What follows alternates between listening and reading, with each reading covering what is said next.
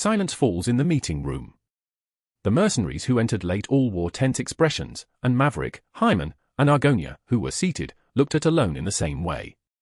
Yet, even in that moment when everyone's gaze focused on him, Alone's expression remained calm. To be precise, only his outward appearance seemed calm. Did I miscalculate? Behind his expressionless face, Alone thought nervously as sweat beaded on his skin. Should I have used a different method? No, there wouldn't have been another impactful way. Freezing Mayan was only possible because I caught her off guard. While staring intently at Argonia, Alone also kept Mayan, visible from the corner of his eye, in mind. She's still frozen. He had used all of his magic power, casting ice magic 5 times with his enchanted armor, so Mayan remained in that frozen state. He hoped the conversation would move forward before the magic broke. Knowing Mayan's personality, Alone was certain she would go on a rampage as soon as she was freed from the magic, and with growing anxiety, he looked at Argonia. If Argonia, the strongest among those present, acknowledged Alone, there would be no further conflict. Besides, the reason Alone had confidently cast the spell was that he trusted Argonia. Through the game, Alone had seen several times that Argonia would coolly assess situations and make rational decisions rather than stubbornly holding on to unnecessary pride. Specifically, it was because a situation in a particular quest was very similar to the current one, and each time, Argonia had reacted the same way. In the silence, Alone wanted to open his mouth and prompt a response, but he held back. Since he had already cast the spell, it didn't matter what he said now. From this point, it was up to the mercenaries to make their judgment, and to earn their approval, he needed to maintain his composure. A short while later? So, you're challenging us? The silence was broken by Maverick's voice, his expression twisted in displeasure. Seeing Maverick almost ready to draw his sword, upset by the sudden attack, Alone thought, I'm done for. But? Stop. To Alone's immense relief, just as Maverick was about to draw his sword, Argonia intervened. What? Are you telling me to just let this go after what happened? We were the ones who ignored him. Even so. I told you to stop, didn't I?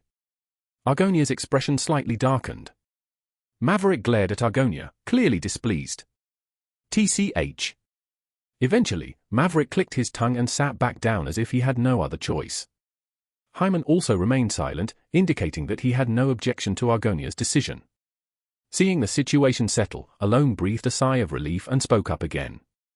When do you plan to descend into the labyrinth? We plan to descend in 2 days, Argonia replied politely. For a moment, Alone wondered, was Argonia always the kind of character to speak so politely to someone, but he continued. Then let's continue the meeting tomorrow. With one person like this, we can't really hold a meeting anyway. Alone subtly shifted his gaze to Mayan. Once the freezing spell ended, the magic would be undone in an instant, and Mayan would certainly throw a tantrum. For now, Alone decided to make his exit. Let's do that. As Argonia accepted, Alone stood up without hesitation, turned around, and passed by the mercenaries. Creak! He exited the meeting room. With that, silence filled the room. And then, this is bad for my heart. I swear I'm never doing anything like this again. Finally outside, Alone clutched his pounding heart, let out a small breath, and hurriedly left the mansion. Shortly after Alone left the meeting room, Maverick, after sending the soldiers away, spoke with an irritated expression. I really don't like that guy, no matter how I think about it. Is it because he's a noble and never got smacked around? It was obvious to anyone that his words were directed at Alone. However, shut up, would you? What? I said, shut up. Did you just say? Maverick, who had been glaring silently at Hyman, furrowed his brow. The two never got along. Seriously? Why is this guy still acting up after being spared? What? Don't you get it? Argonia spared you, you idiot.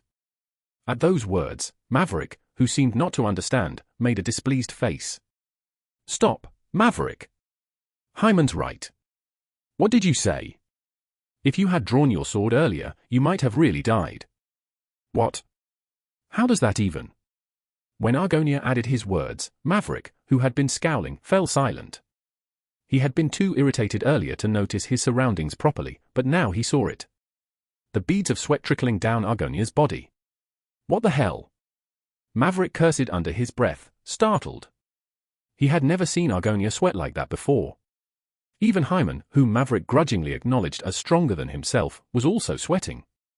Maverick couldn't help but stay quiet. Argonia. What is it? What was that, anyway? Hyman, aware that Argonia had lived for hundreds of years, asked, hoping he might know something. Argonia remained silent. In truth, he had a vague idea.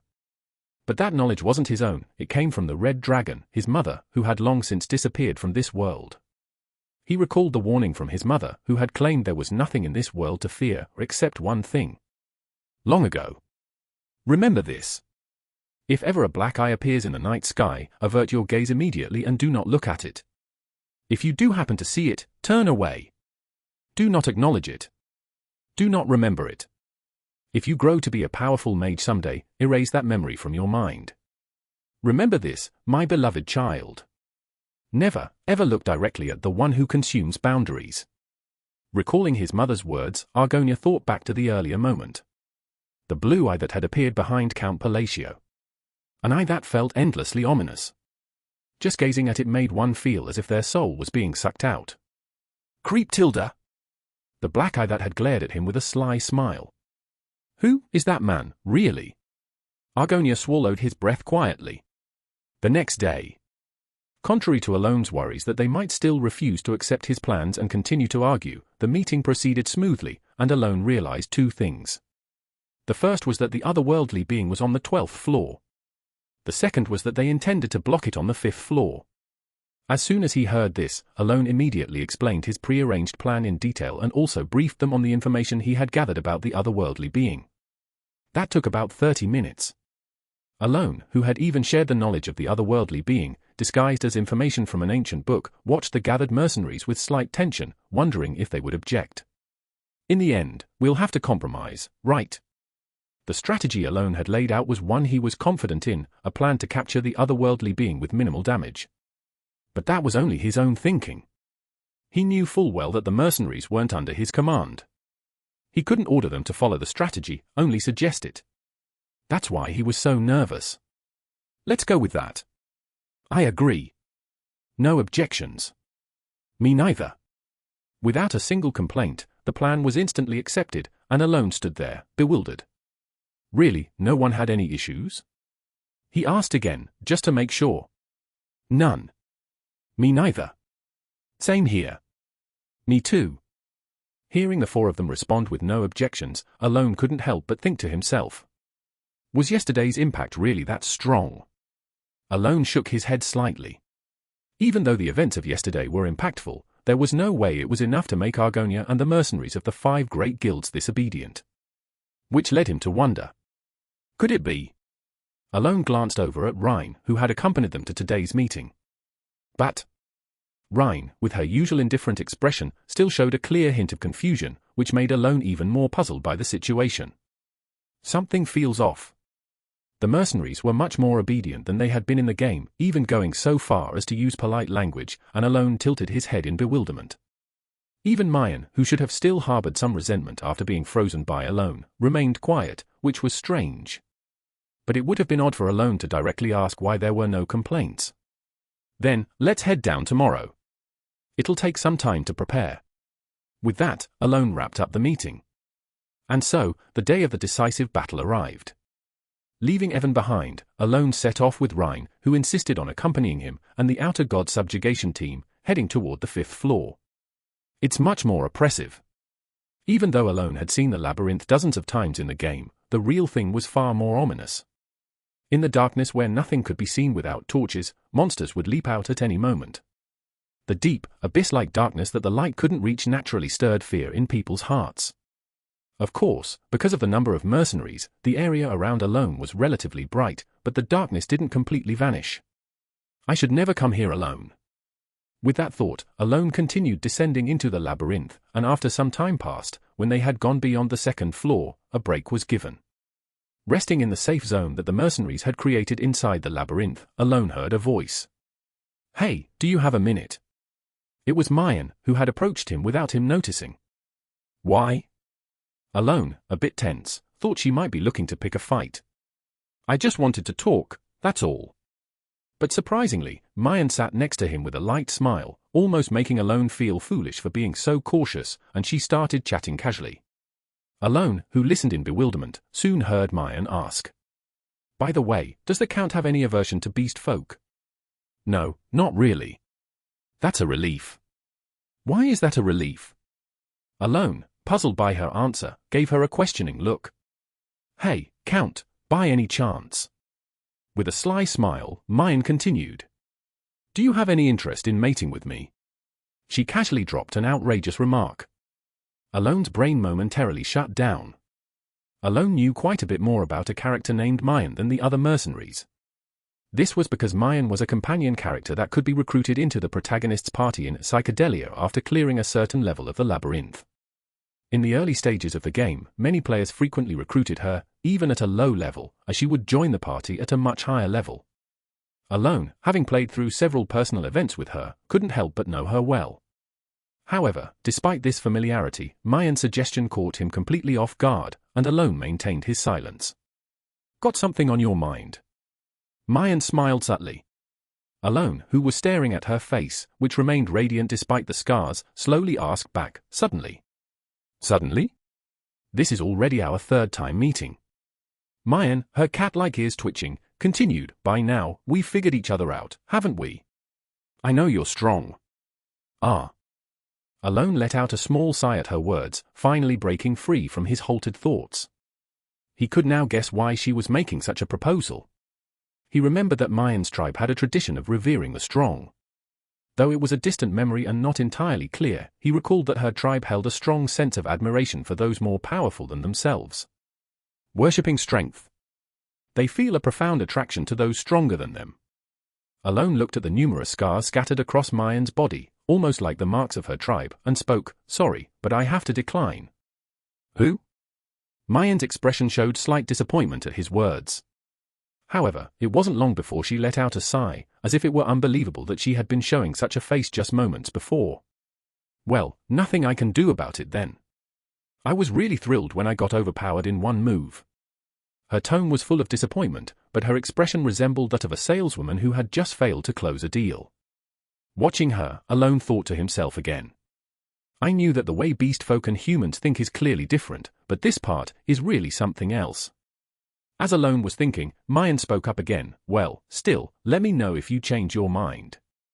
I'm pretty charming, you know." Like a persistent salesperson, she said her piece and left. As Alone stared blankly at her retreating figure, he suddenly heard Ryan's voice, who had been silent until now. "Shall I take care of it, sir?" "Who?" "No need for that. She spoke rudely to you, sir." Ryan, who hadn't taken her eyes off Mayan as she walked away, uttered this chilling statement. Alone pressed his lips together tightly. "No, you're not thinking of killing her just because of a few words, right?" Alone, realizing that there was someone even more unusual than Mayan nearby, quickly responded, "There's no need for that. She didn't actually cause any harm." "Yes, sir." Ryan nodded immediately and shifted her gaze elsewhere. Alone felt a strange sensation. Something feels off. He tilted his head, feeling that the way Ryan treated him was a bit too excessive compared to how others, like Deus and Sealrang, treated him. Just then, "Break's over. Everyone, move out." Argonia's sharp voice announced the end of their rest, and Alone, halting his thoughts, got up and started walking into the darkness once more. About a day passed. The expedition to exterminate the foreign invader had spent a night in the labyrinth, a place akin to the abyss, and continued to move forward. They had now reached the fourth layer. As expected, it's really different from the game. Alone clicked his tongue as they had only reached the fourth layer despite traveling for more than an entire day. Considering the large group's slow pace and inability to take shortcuts, the reality of traversing the labyrinth was starkly different from the game. In the game, simply defeating certain monsters would naturally lead to the next level, but here, in the depths of the abyss, monsters appeared relentlessly, and just dealing with them had taken more than a day. Alone once again made up his mind never to enter the labyrinth again as he looked around. The mercenaries, who had ventured into the labyrinth several times before, were familiar with the abyss-like darkness, even making occasional jokes, but for Alone, this place had already become somewhere he never wanted to return to. There is a good item for wizards around the 40th floor of the labyrinth, though. For a moment, he recalled some information from the game, but soon shook his head, deciding to give up on the item altogether.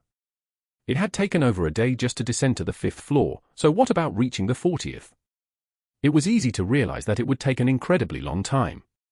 After some time passed, a voice came from ahead. "We're almost at the 5th floor." Alone, who had been walking absent-mindedly, turned his gaze toward the mercenary's voice and saw a door in the distance, glowing as if it were the exit of the labyrinth. Not long after, they finally arrived at the 5th floor. "The 5th floor, hey," Alone muttered expressionlessly. But that was just his exterior. Inside, he was genuinely surprised. He could see the sky as if they were no longer inside the labyrinth. And it wasn't just any sky, it was a bright, clear sky. Looking at the blue grasslands and the crumbling ruins scattered below, Alone thought to himself. This is completely different from what I saw in the game. Although the scenery was similar to what he had seen in the game, the feeling upon reaching this place was somehow different. In the game, the 5th floor had been more like a save point for resting, but here, it was truly peaceful. Alone felt a brief moment of calm, as if the heavy burden on his heart was being lifted. However, it didn't last long. "All right, take a short break and then start preparing immediately," Argonia's voice reminded Alone of their purpose, and he slowly began reviewing their plan. "Let's hope the operation proceeds according to plan." Right after the Outer God Extermination Squad arrived at the 5th floor, the mercenaries, who had taken a brief rest, soon got up and began preparations in earnest, just as Alone had instructed. And then, click! Watching their precise movements, Maverick clicked his tongue and shifted his gaze. He looked at Alone. To be honest, Maverick still didn't like him very much. No matter how he looked at it, Alone didn't seem particularly strong. What's so great about a guy who's already panting just from walking through the labyrinth? Maverick recalled the conversation Argonia and Hyman had a few days ago. No, to be more accurate, he recalled their expressions at the time. They had all been drenched in cold sweat, silently holding their breath. What on earth did they see?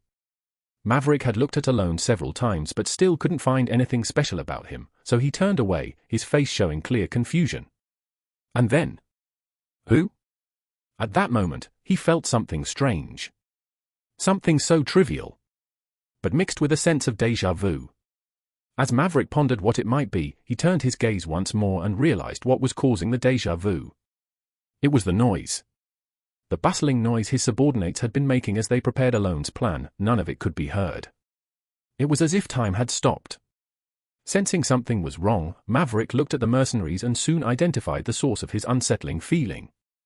It was the mercenaries. Just moments ago, they had been chatting and joking as they carried out their tasks, but now, they were all frozen. As if they were dolls. They had stopped in the exact positions they were in while preparing for the plan. Motionless. As Maverick, feeling increasingly uneasy, tried to speak, the mercenaries' bodies began to collapse. Like slow motion. Starting from their legs like pillars, the mercenaries' bodies slumped diagonally to the ground. Splash! Red bloodstains soaked the ruins and the green plains. And then, Maverick, his eyes wide open in shock at the sudden turn of events, saw it. Standing so nonchalantly before the fallen mercenaries was a goblin. He felt an overwhelming sense of helplessness as he locked eyes with the goblin, who was emotionlessly staring back at him. In that moment, he realized several things. The goblin in front of him had killed his subordinates. The goblin in front of him was the foreign entity that this expedition was supposed to exterminate. And that he needed to draw his sword immediately. However, despite being aware of all of this, he couldn't take any action.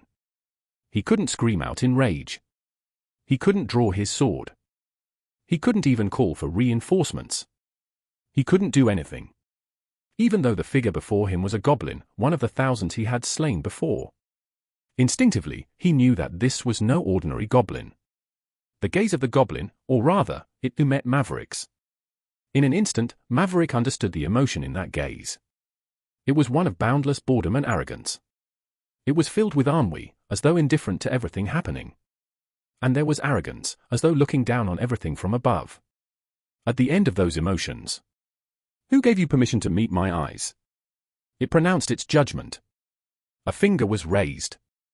Slowly, but surely. It pointed directly at Maverick, as if marking his approaching death with precision.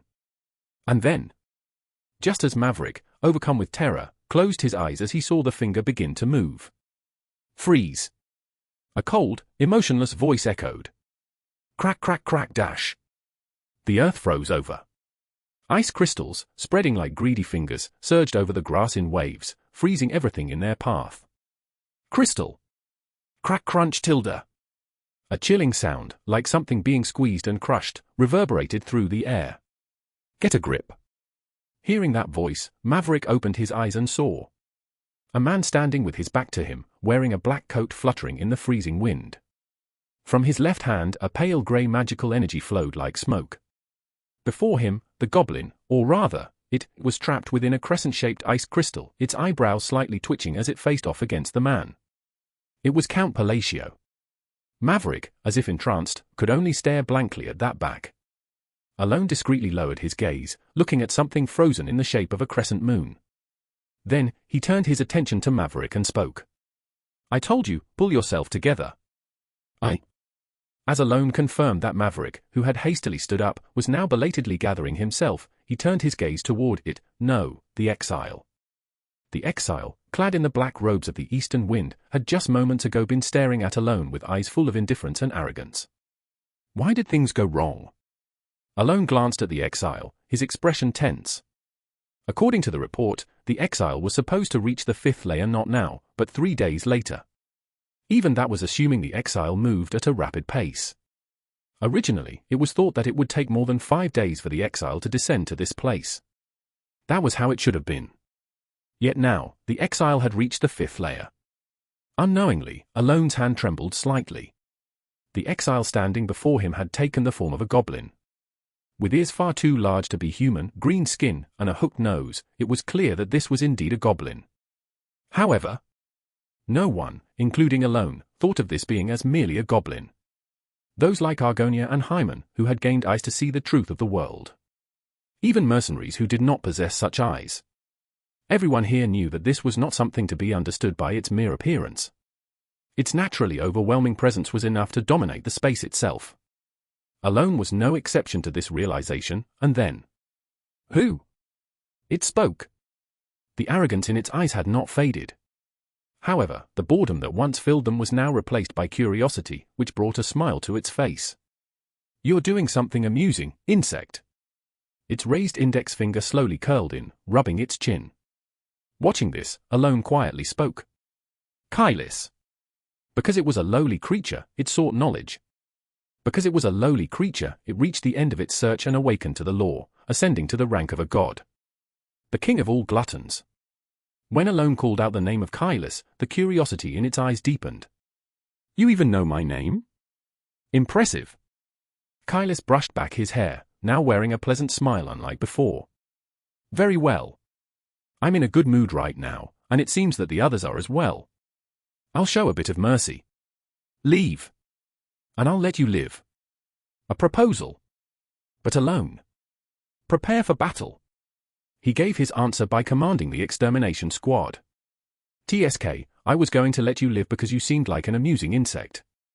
Hearing this, Kailis looked at him as if gazing upon a fool. If you insist on drinking the punishment brew, then so be it, insect. He raised his hand forward once again. Prepare for battle.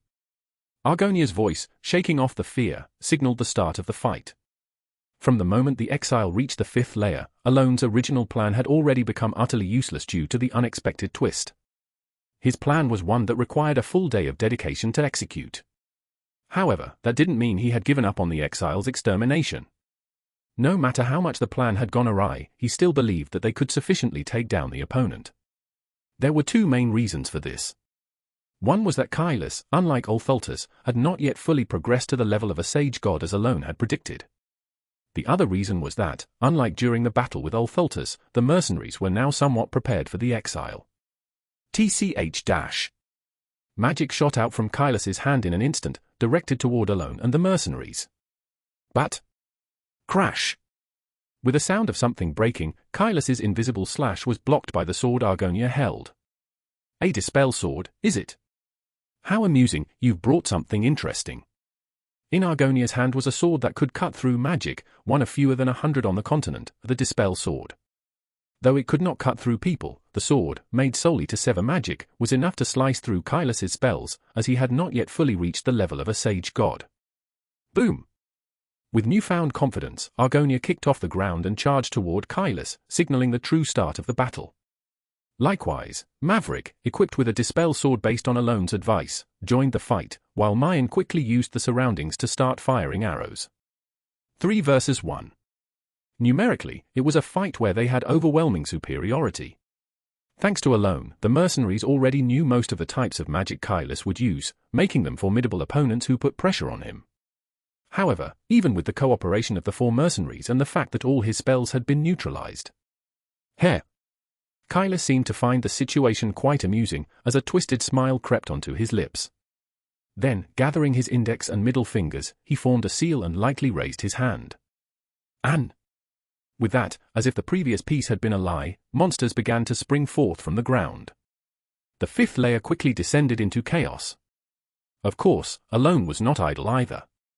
Who? Alone exhaled white breath and uttered a word.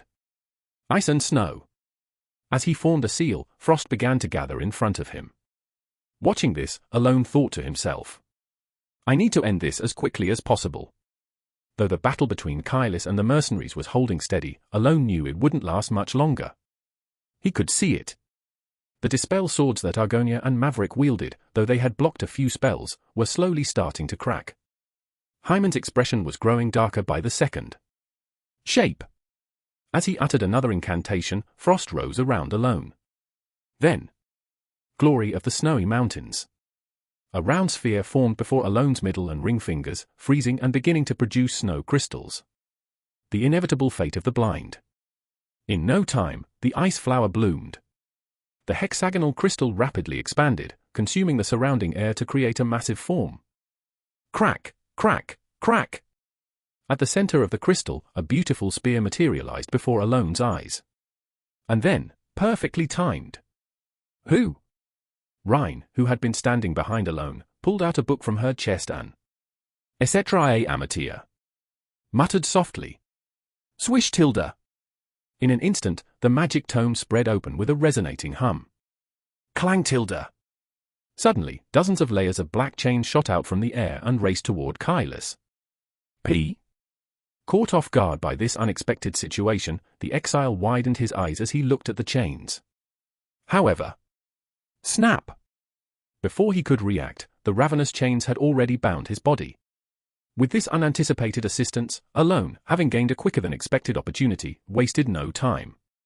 I spear halberd. Without hesitation, he cast his spell. And then, crack crack crack dash! The spear, born from the blooming ice flower, shot toward the exile, engulfing him in an instant. Sizzle tilde! It froze everything around it, bringing silence to the 5th layer. The monsters stopped moving. Following suit, the mercenaries who had been frantically crawling out of the ground also halted. Soon, their gazes all turned toward one point. The ancient ruins. In the middle of those ruins stood the enormous ice flower. The mercenaries looked in awe at Count Palacio, who had created the ice flower. Similarly, the guild leaders, who had been battling the exile just moments ago, stood with their mouths agape. Even Alone let out a small sigh of relief.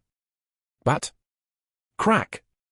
A strange, out-of-place sound of something breaking echoed, drawing everyone's attention to the massive ice flower.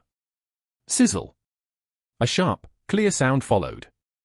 Rumble, rumble! The ice flower, which had garnered so much reverence, began to collapse. And then, from within the crumbling ice, the exile calmly walked out. Despair filled the eyes of the mercenaries. The guild leaders, who had been fighting him, were struck with a sense of defeat. Yet the exile, who had brought despair and defeat to all, simply smiled lightly and spoke. You got me, insect. Kailas, with a light smile as if the previous attack had amused him, left Alone in disbelief. According to his calculations, Kailas, who hadn't yet become a sage god, should have been destroyed by that direct hit. But it seems you still know nothing.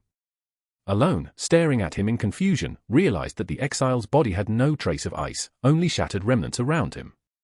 Did he slice through the ice spear halberd with just a slash? As Alone masked his shock behind a neutral expression at the exile's absurd feat of nullifying his attack, Kailas, still grinning, spoke again. Still, thanks to you, I'm in high spirits, insect. So, I'll play along with you now. Although this is still far from a perfect manifestation in my current state, it should be an entertaining game nonetheless. Then, he wrapped his right hand around the index finger of his raised left hand, forming a fist seal. Release! In that moment, a surge of magical energy spread out. Sensing the danger instinctively, Argonia and Maverick, without hesitation, leapt toward the exile, pushing off the ground. Vibration. Mayan, who had just been relaxing moments earlier, quickly narked an arrow and fired it, while Hyman raised his staff and cast a spell to intercept the exile's magic. However, just before Argonia and Maverick's swords reached the exile's neck, Mayan's arrow pierced his heart, and Hyman's magic approached his throat. The magic that had already spread around the exile began to vibrate the air according to his incantation. Expansion. With that softly spoken word from the exile. Crack! Alone saw it. The bodies of Maverick and Argonia compressed and twisted in midair, as if crushed by invisible force. Along with the burst of blood. The nameless law. The exile's distorted smile accompanied his low muttering. And then. Flash! A blinding white light filled everyone's vision. Right after the eyes and ears of everyone in the area were blinded by a pure white light. When their stolen vision finally returned, what appeared before the mercenaries and Alone was a massive crater. Nothing remained there. The grass that had been growing, and the ruins that had stood on it for who knows how long, now vanished without a trace. Even Argonia and Maverick, who had been standing close to him, had disappeared without a sign. In the middle of that crater stood an outer god, smiling darkly, twisting the corners of his lips. The expressions of the mercenaries began to turn to despair.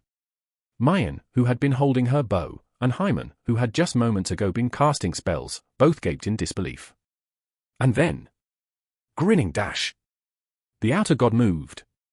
Without hesitation, as if sentencing him to death, the outer god, who had appeared before the previously stunned Hyman, drew his hand from left to right.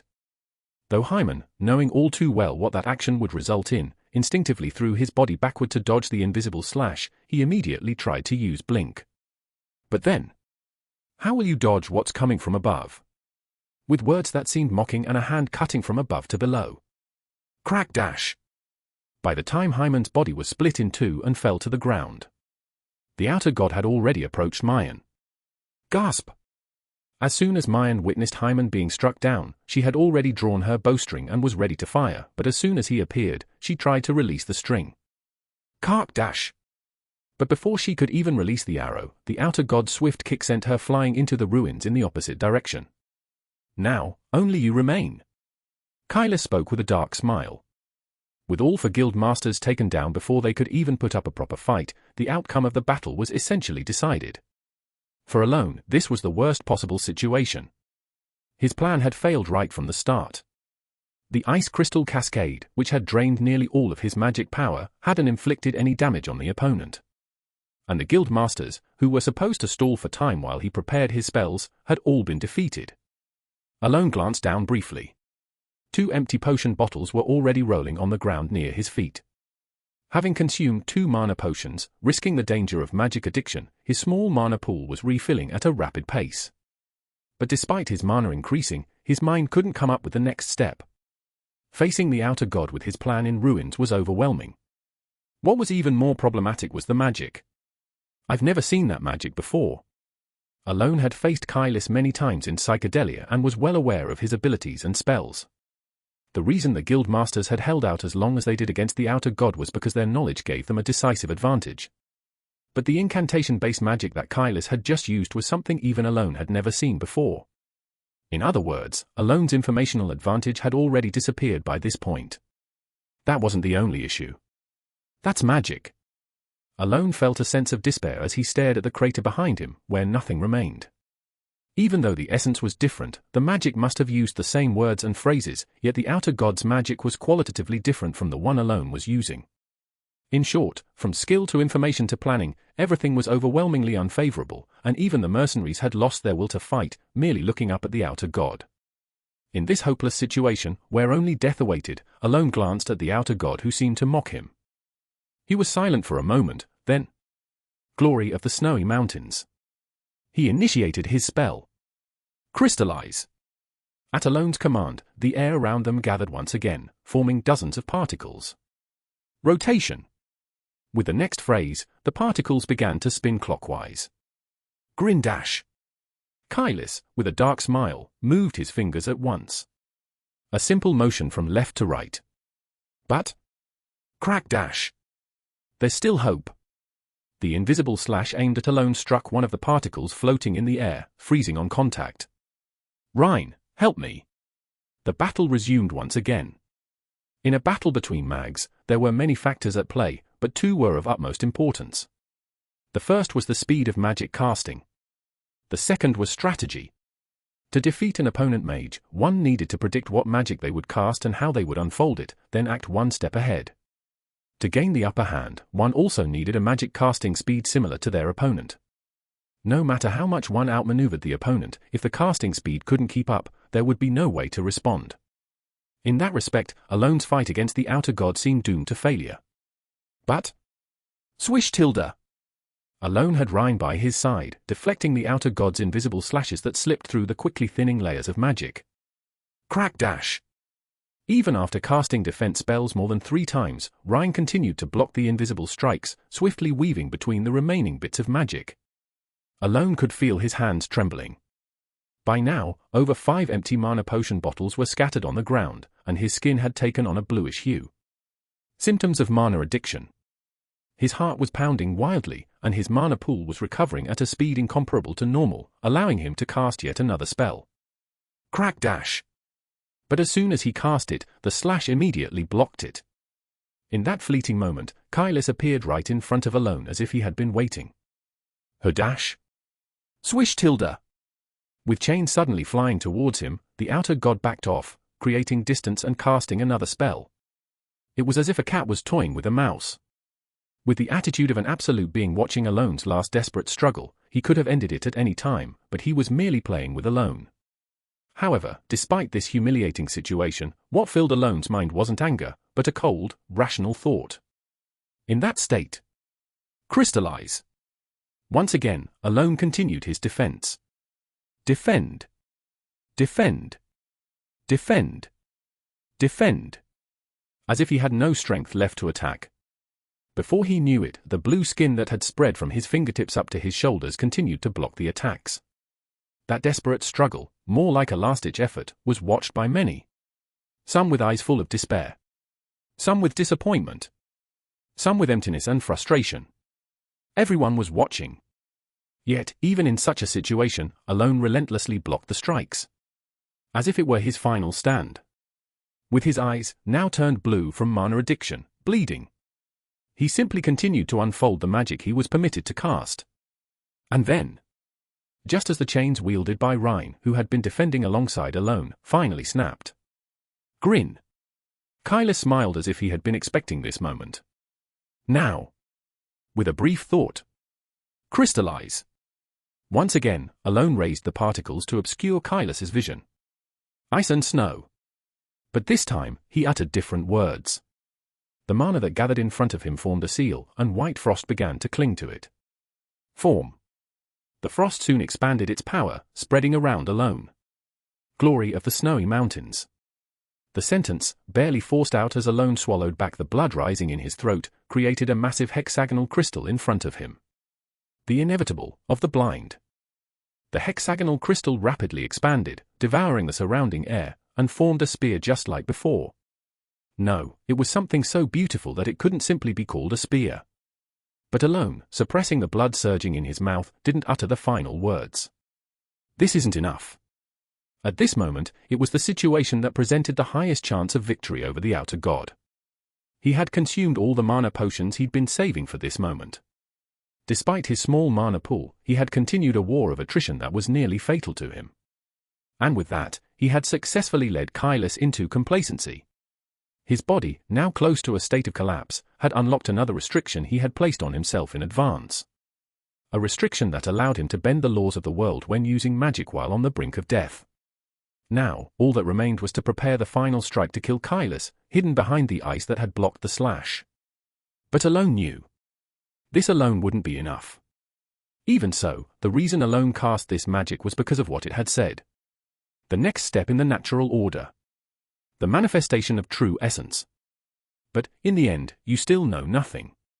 Alone recalled the outer God's words. Surely, his words were referring to that. And so, Alone had to achieve it. The final, unavoidable move that could strike when the outer God was off guard. Here and now, it had to be manifested. Think. His thoughts accelerated. His head, on the verge of bursting from mana addiction, frantically conjured and erased countless ideas at once. The maddening sound of his heartbeat pounded relentlessly in his chest. It was as if his brain were melting from the pain. But even so, he didn't stop. Searching through every possible thought, Alone sought a hint that could lead him to the next step in the natural order. And at that moment, it is the seal. A voice echoed in Alone's mind. Delusion and enlightenment are fundamentally the same. When you reach it, you will gain the key. With those words, spoken alongside a black ripple, whatever had uttered them disappeared, as if it had said all it needed to. Before Alone could even grasp its identity, he had found the final piece to advance to the next stage of the natural order. Without hesitation, he released the seal he had been holding and formed a new one. He clasped his right hand around his left, raising only his index finger straight, bringing the two together. The completed seal, the Wisdom Fist Mudra. And then, Alone saw it. The spear, which had just moments ago been adorned with a beautiful pattern, began to twist in a strange manner, transforming into the shape of a key. Along with it, as the ice melted away, the once relaxed expression of the outer God became visible again. His previously leisurely demeanor hardened, and before he could even blink, as if realizing it had all been a game until now, he appeared in front of Alone and reached out without hesitation. "I?" Swish tilde. As if it had been waiting from the start, Rhine's chain swiftly moved in to block the outer God in front of Alone. And at that moment, a variable was introduced. The outer God immediately shifted his attention, turning toward Rhine, who had left herself exposed while protecting Alone, and waved his fingers. Ah! A low gasp escaped Rhine, foreseeing her own death. But Alone, who had already predicted this outcome, grabbed hold of her clothes and pulled her toward him. Swish dash! The slash narrowly missed them. Underscore. In return, Alone's hand, which had drawn her to safety, burst with blood. But without hesitation, he formed the Wisdom Fist Mudra once again. Ice Crystal Spear. He uttered the final words. The key lodged itself into the giant crystal, turning. And in an instant, a glacier descended upon the plains. As soon as Alone cast the frozen crystal spear, he could grasp the effects of the spell. Though the area was only about a 10-meter radius, not particularly large, the space's effect was the immediate conversion of a fundamental law. Just as water naturally flows downward, a law so obvious it is rarely questioned, in this space, such rules no longer applied. The law of the frozen crystal spear was simple: everything within the space would freeze. No exceptions.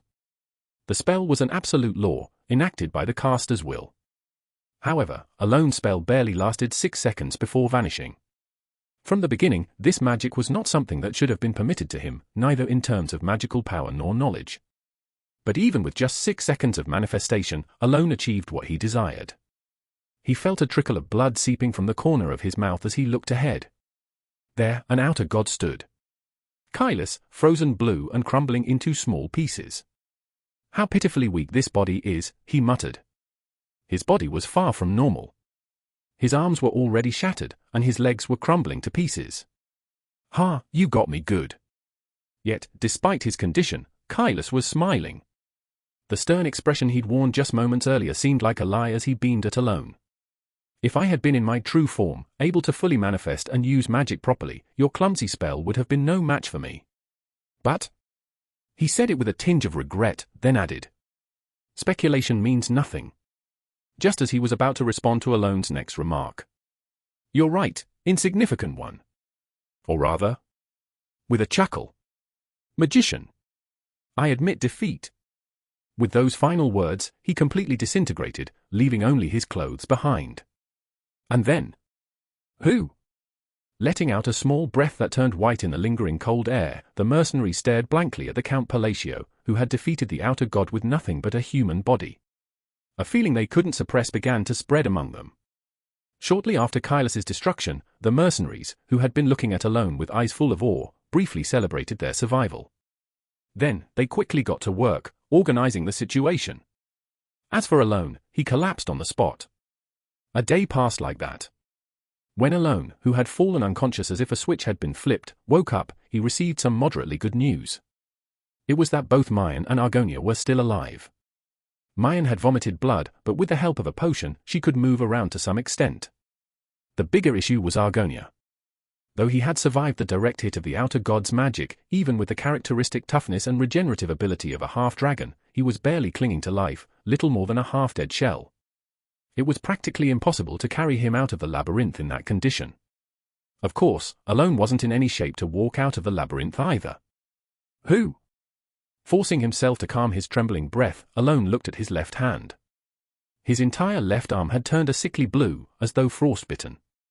From the looks of it, he wondered if it would need to be amputated. However, it wasn't just his arm. While his left arm was worse off, various parts of his body were already turning a bluish color, as though covered in bruises. Fortunately, this was not due to frostbite but a symptom of mana poisoning. No strength at all, Alone thought, letting out a small sigh as he looked at his arm, which remained completely motionless as though devoid of sensation. He soon lay back on the makeshift bed. This situation had been predictable, considering how much mana potion he had consumed. I'm lucky it ended at this, he thought. Among the effects of mana poisoning, nerve paralysis due to mana overload was relatively mild. It would take some time, but it would heal naturally. However, if he had suffered permanent damage to his mana core or if mana had flooded his heart, causing heart mana sclerosis, he could have died on the spot. Who? Alone exhaled, grateful to be alive, just as the temporary tent opened and Rhine entered with her usual stern expression. Are you all right, Godfather? She asked. It's just a little difficult because of the poisoning, Alone replied. That's a relief, Rhine said. A brief silence followed. Alone glanced at her. She still wore her usual stern look, but Alone sensed a slight awkwardness about her. Before, even though she was blunt, we could still have a natural conversation. Today, however, she seemed disinclined to speak. Just as Alone considered breaking the silence himself, Rhine spoke up. Godfather. What is it? Forgive me, but may I ask you something? Feel free to ask. After a brief moment of hesitation, she asked, Why did you save me? Why? Yes, why did you save me? Why are you suddenly asking this? Back then, in that situation, I wasn't particularly useful. At her words, Alone looked at her. Despite her impassive face, her eyes clearly held the question, as if she truly didn't understand why he had acted as he did.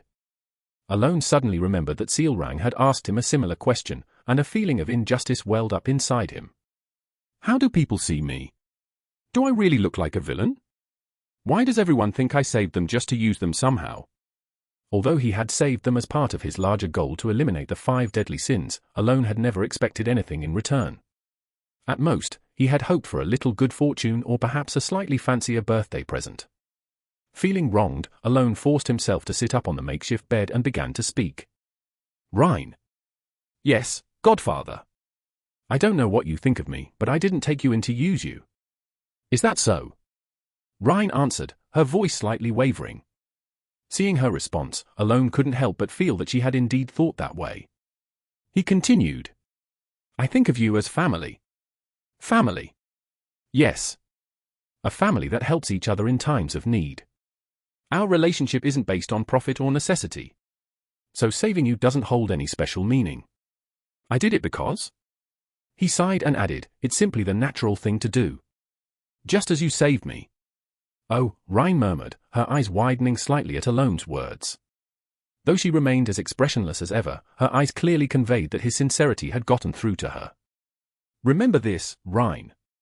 We are not in a one-sided relationship. If you really want to do something for me, just remember my birthday or something. After adding that little bit of selfishness, Alone looked at her. Rhine, who had been staring at him blankly, finally smiled, a small smile tugging at the corners of her lips for the first time. Understood, Godfather. That's all I wanted to hear. Feeling that he had finally gotten through to her, Alone nodded slightly. After a brief conversation, Rhine left, and Alone closed his eyes. He had only been awake for about an hour, but his frail body, not yet fully recovered, craved rest. 5 days later. In the 5th level, where only a blue sky existed and night and day were indistinguishable, Alone had finally recovered enough to move again. "Can you move?" he asked. "To some extent," came the reply. Impressive, Alone thought, as Argonia, who had made a remarkable recovery with his monstrous resilience, got ready to leave the labyrinth. After 2 more days of climbing through the dark abyss, they finally reached the exit. "We made it!" Argonia exclaimed, unusually animated. At last, they had returned to the outside of the labyrinth. 3 days had passed since they returned to the labyrinth city of Lartania. Alone couldn't leave because he was still recovering, but as rumors and praise for the task force that defeated the outer god spread throughout Lartania, the story slowly began to reach beyond the city. By the time Alone finished his much-needed rest at the building Rhine owned, Merd, he had confirmed that his mana poisoning symptoms had greatly improved. He promptly began preparing to leave. In truth, he wanted to stay and relax a bit longer, but staying too long in Merd would surely be a burden. So, before heading back with Evan, Alone had one last meal with Rhine. "Godfather," she said. "Yes, what is it?" "When is your birthday?" Alone paused for a moment, then answered after some thought. "My birthday, it's September 25th. September 25th. "I see," Rhine replied. After finishing that conversation, they wrapped up their final lunch. "Well then, I suppose we'll meet again when the time comes," Alone said. "Yes, Godfather." "I'll see you again," Rhine responded. "All right," Alone said, offering his final farewell before getting into the carriage to return to the Count's estate. As the carriage started moving, Evan turned to him. "Count." "Yes?" "You must be looking forward to next year." "Looking forward to what?" "Ah, my birthday?" "Yes." "I'm not expecting much. After all, I get plenty already." "Oh, come on, formal gifts from well-wishers are different from what the kids will give you." "Well, I still don't expect too much," Alone replied, but contrary to his words, he was actually a little excited. In fact, he had been anticipating it since the moment Rhine asked about his birthday. "Wine, maybe?" "No, Rhine deals with artifacts, so perhaps she'll give me something useful. Though that might be a bit expensive, so maybe she'll compromise on something more reasonable." With these thoughts in mind, Alone hid his growing excitement behind a calm expression, imagining what gifts might come in a year. Meanwhile, shortly after Alone had left, Rhine sat in her office inside Merd. She gazed out at Alone's carriage as it moved off into the distance. "Gift? A gift for the one who acknowledged me as family." Her eye shifted to focus on one particular place. In her view stood a single building, Lartania's castle, home to Lord Lucimore Grace, the ruler of Lartania and the only one allowed to reside there. "There's something there." A smile spread across Rhine's face. Although Yusha had repeatedly made similar statements, Rhine had long been aware that the Great Moon was fundamentally different from them. He was a friend of the Great Palaeon, who existed during the Forgotten Age of Gods. He freely used phrases and sentences from that forgotten era which could only be used through understanding. When he realized she possessed a library, he bestowed upon her the tie of the tracker. But more than anything else, what made Rhine feel the Great Moon was different was the eye on his back. That eye, which distorted perception just by being seen, was not even recorded in the library. It was this that made Rhine clearly realize that the Great Moon was an entirely different being. For that reason, Rhine had faith in the Great Moon, and she didn't think it was strange. After all, it wasn't strange at all to offer faith to someone so fundamentally different. Because of that belief, Rhine never doubted for a moment that the Great Moon would win this battle. In her heart, he was merely wearing the guise of a human, a being who would fulfill her one and only wish. Rhine gazed out toward the Lord's castle of the Labyrinth City from beyond her office, continuing her thoughts. Family, who? In truth, the moment the outer god used magic on her, she had sensed her own death. There was no avoiding it at that moment, the outer god's magic was inescapable. She had survived thanks to the Great Moon, who had saved her by creating the conditions for the outer god's defeat, even in the face of death. However, she couldn't quite understand the Great Moon's actions. She didn't believe her life was worth risking a scenario where the Great Moon could lose. At least, her own perception of herself was that she was nothing more or less than a useful tool raised by the Great Moon to deal with the Black Ones. So, she didn't understand it. Even though she hadn't yet completed the Eye of the Tracker and still had some usefulness, the Great Moon's action seemed endlessly irrational to her.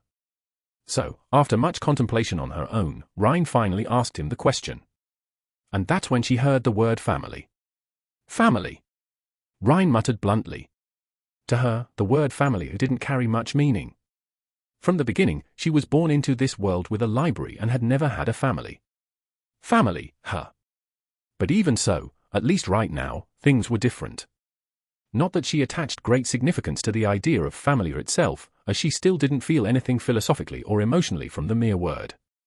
However, the definition of family had changed for Ryan simply because the Great Moon was the one who had said it. To her, who admired and revered the Great Moon so much that she kept a respectful distance, the word family uttered by him sounded incredibly sweet. Was it because the Great Moon had called her family? No. Was it because she was now tied to the Great Moon by the title of family? That wasn't it either. The sweetness Ryan felt from the word family came from the fact that the Great Moon had acknowledged a rational path for her to grow closer to him. A little closer, or rather, as close as possible, closer than anyone else, she thought. Thus, if the Great Moon, no, her godfather, needed her more than anyone else, even more than Red Moon. At some point, as she reflected on this new personal goal, Ryan shifted her gaze from the Lord's estate of the Labyrinth City and looked toward something else. There, a full-length mirror reflected Ryan's image. The reflection of herself was smiling. It wasn't a shallow smile. She was smiling brightly, showing her fangs clearly, with a slight blush on her cheeks. It was a smile she had never shown even in front of the members of the Blue Moon. It was a smile even Ryan herself found unfamiliar. As she stared at it absent-mindedly, Ryan grinned even wider and murmured, "Godfather." At first, it was just a hastily made-up word to address the Great Moon with reverence. But now, that hastily crafted word had become the most precious word to Ryan. That word had already become the very embodiment of her relationship with the Great Moon. Thus, after murmuring that word several times, she muttered, "I like it." Then, she closed her eyes and opened them again. When Ryan's eyes opened once more, they were filled with fanatical faith. Anyone who saw her would recognize a distinct and intense fanaticism. In the forest path that must be crossed when traveling from the kingdom of Asteria to the desert city of Colony, there was a man. On his back, he carried a pair of large karma, and he was looking down at the corpse of a man. The dead man held a quill in his right hand and had died without fully understanding what had killed him. His neck had been twisted twice, leaving behind a gruesome corpse. Despite having been dead for a month, the body showed no signs of decay, perhaps due to a preservation spell. The man who was watching this scene, no, the agent who was like the corpse itself, let out a dry laugh as he crouched down and touched the dead body. As soon as he did, he sensed the residual traces of magic. The agent realized that the body had indeed been enchanted with preservation magic, and he unconsciously licked his lips.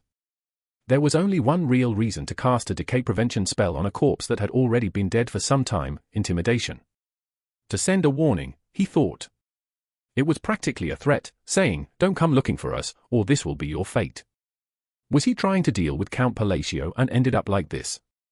The man recalled the request the dead man had received about 2 months ago and began to ponder for a while about when and how he would exact revenge. Agents didn't have much camaraderie among themselves, but the man was driven to avenge this death for the sake of the agent name. Their identity, the 100% mission success rate, had to be maintained at all costs. However, the agent wasn't planning to immediately attack Count Palacio. He must be strong, then. The agent thought of the rumors surrounding Count Palacio. Over the past few years, Palacio had been wandering outside the kingdom of Asteria, building a reputation that, while sounding far-fetched, was nonetheless impressive. At first, there were rumors that he had contributed greatly to dealing with the Northern Outer God. Then came rumors that he had helped deal with 2 Baba Yagas in Colony. Finally, there were rumors that he had handled an Outer God in the Labyrinth City. So, it wasn't just idle talk after all. To be honest, the agent had thought that Count Palacio's fame was somewhat exaggerated. After all, nobles often inflated their reputations with trivial tricks. But now, seeing that one of the agents had been killed without even putting up a fight, it seemed that Palacio's strength wasn't just based on rumor. A man who can easily kill a master knight and handle an outer god from the texts. The agent considered what it would take to defeat him. At least 5 people, I'd say, but I only have 3 right now, and we don't even know his exact abilities. As he continued to weigh his options regarding Count Palacio's strength, the agent made a decision. Since I can't gather my full forces right now, I'll just find someone who knows Palacio's abilities in detail and ask them. With a wicked grin, the agent looked toward Caliban. His target was Deus Macallion, one of the Master Knights and someone who maintained a connection with Count Palacio. Besides, it'll give me a chance to show Palacio just who he's crossed. If someone had been able to read the agent's thoughts, they might have wondered if he was simply insane. But the agent smiled confidently. After all, every agent was as strong as a Master Knight. Killing one Master Knight won't be difficult. With that, the man disappeared from the scene. Just over a week later, Alone leisurely returned to the Count's manor and took an extended rest there for more than 3 months. In truth, he had wanted to resume his activities immediately after dealing with the outer god, but unfortunately, his body had yet to recover from the magic poisoning. Although he had recovered to a certain extent, enough that he could use magic, it still took him 3 months to fully regain his ability to harness magic properly. By the time the sweltering summer had passed and the chilly winds of winter had arrived, he could finally say that his body had somewhat recovered. During those long yet brief 3 months, Alone focused on 3 things. One was handling the internal affairs of the estate that had been delayed. Another was exchanging letters with Yusha, who had sent a backlog of correspondence. And the last was delving into magic. For about 3 months, he hadn't been able to use magic properly, so his approach had been mostly academic. However, for him, exploring magic wasn't so much about studying as it was about enjoyment. Especially the brief moment of self-manifestation he had achieved while dealing with the outer god had piqued his interest even more. Since I've recovered, I should probably head back to Colony soon. But maybe I should activate the ring Heinkel gave me first. Or should I rest a bit longer? The truth was that Alone's body hadn't fully recovered. While his magic poisoning had been significantly treated, he still wasn't completely healed. That's why he thought to himself, I need to figure out a way to increase my magic power somehow. Just as Alone was contemplating this, someone called out to him. Count, sir. What is it? A letter arrived, from Duke Alsha. Ah. Alone took the letter from Evan, who had snow piled high on his head. Now that he thought about it, he hadn't considered this because of his poor health, but upon receiving the letter, Alone was reminded that he was the leader of the faction Kalfa, created by those in the shadows. When he opened the letter, he found a small crystal orb inside. The moment he picked it up, *buzz tilde, * magic power vibrated slightly. This allowed him to quickly realize that the crystal orb was for communication. Shortly after, the face of Duke Alsha appeared through the crystal orb. It's been a while, Count. Despite being a duke, Alsha bowed his head with great politeness, which left Alone briefly pondering how to respond.